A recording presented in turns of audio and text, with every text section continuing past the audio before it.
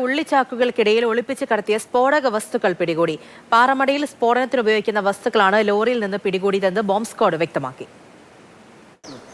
പോലീസിന് ലഭിച്ച രഹസ്യവിവരത്തിന്റെ അടിസ്ഥാനത്തിൽ നടത്തിയ പരിശോധനയിലാണ് ഇത്തരത്തിൽ വൻതോതിലുള്ള സ്ഫോടക വസ്തുക്കളുടെ ഒരു ശേഖരം പിടികൂടിയത്. ചെമ്മാടുള്ള ഓളോബ്രിക്സ് ഷോപ്പിൽ നിന്നാണ് ഈ ലോറി പോലീസ് പിടികൂടുന്നത്. അതായത് ഈ വിവരം ലഭിച്ചതിൻ്റെ അടിസ്ഥാനത്തിൽ തന്നെ പോലീസ് ഇവിടെ കേന്ദ്രീകരിച്ചിരുന്നു. ഇതുമായി എത്തിയ പ്രതികൾ ഇവിടെ നിന്ന് പോലീസ് ഉള്ളതറിഞ്ഞ് ഓടി രക്ഷപ്പെടുകയുമായിരുന്നു.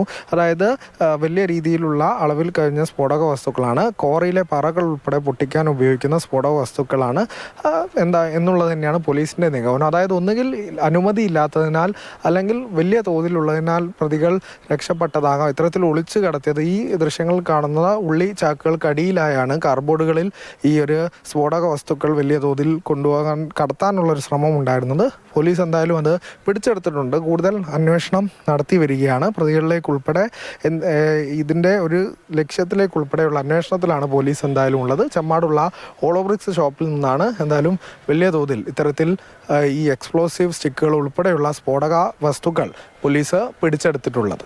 അരുൺ അമൃതനാഥ്, മാതൃഭൂമി ന്യൂസ്, മലപ്പുറം.